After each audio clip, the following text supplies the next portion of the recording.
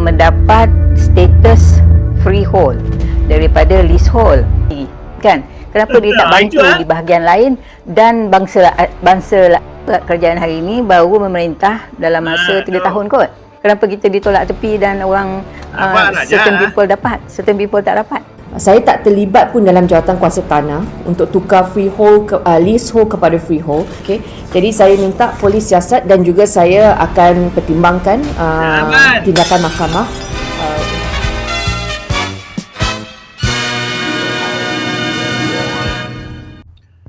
Assalamualaikum.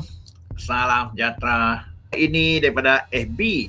Hanayo bahawa beliau sudah pun membuat laporan polis terhadap dua ni lah. Satu Cikgu Bat dan satu lagi Pertiwi, TV Pertiwi.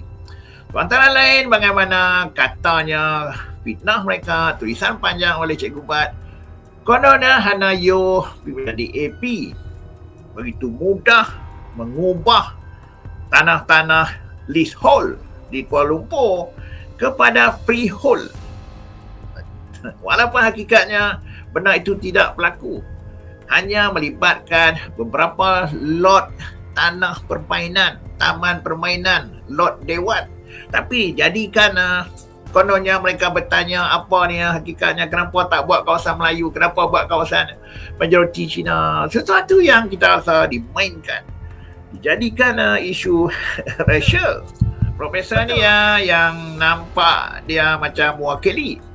Tapi dalam satu video lah, TV Pertiwi, dia disiarkan oleh TV, tapi hasil daripada inilah kenyataan Cik Kakak Prof Kongkang ni. Ada kes di Ceras ya.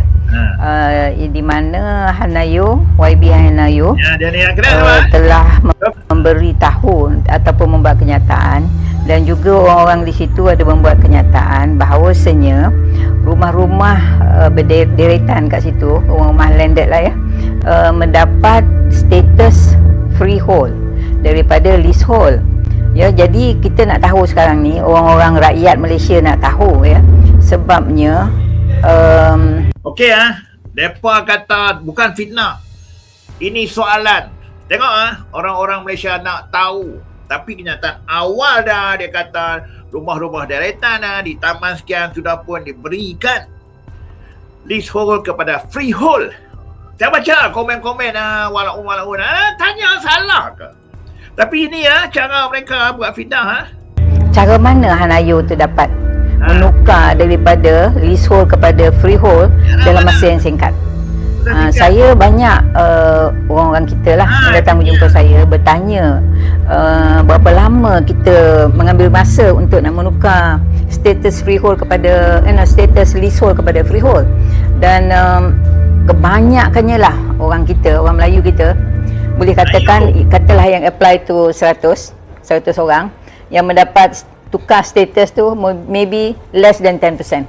Dia hanya melibatkan tanah, taman, permainan dan juga tanah untuk dewan ni, orang ramai ni.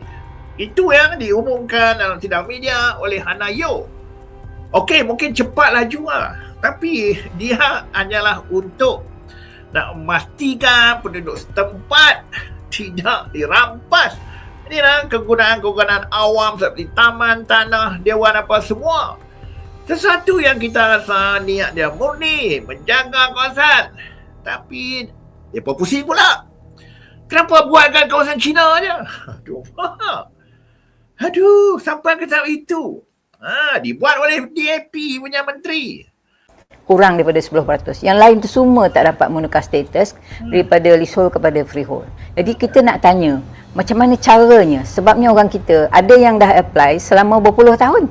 Tak dapat. Aku dengar dia nak menukar kepada leasehold kepada freehold tu. Jadi kita nak tahu.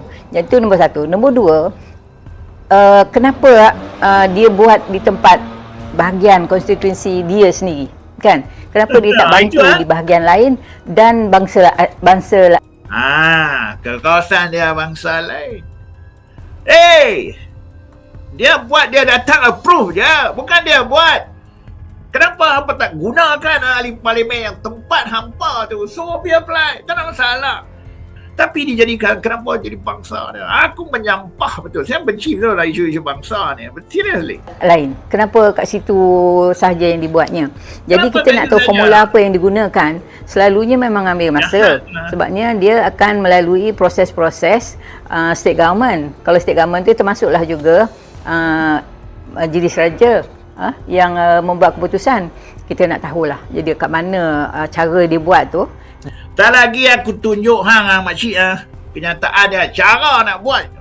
Dia tak melibatkan menteri wilayah, dia melibatkan mahkamah. Permohonan mahkamah melalui pejabat tanah dan galian. Aku nak ajak ni Prof, doktor apa benar ni? Dia mesti memberitahu kepada orang ramai. Sebab yang menunggu ni untuk menukar status daripada freehold ke leasehold kepada freehold ni ramai. Terlampau ramai. Terutama sekali orang Melayu lah. Sebab kita hari ni kita nampak orang Melayu amat tolak tepi tentang kes-kes tanah ni, ya. Tolak tepi. Jadi kita berharap sangat kepada kerajaan negeri beritahu juga macam mana cara YB Hari Raya ni membuat application itu dan lulus dengan masa yang singkat. Sebab apa saya kata dalam masa yang singkat? Sebabnya saya rasa kerajaan hari ini baru memerintah dalam masa 3 tahun kot. Kan 3 tahun lebih sikit ke. Jadi itu masa yang singkat untuk mendapatkan kelulusan daripada leasehold kepada freehold. Jadi nampak tak? Ada prosesnya lama. Saya tahu ada tanah-tanah biasa sejak tahun 2020, 21, 23 semua dah ada. Tapi proses dia bukan senang, memang complicated sikit, memang susah. Tapi dalam kes Hana Yo ni mereka mengambil apa yang Hana Yo buat sidang media.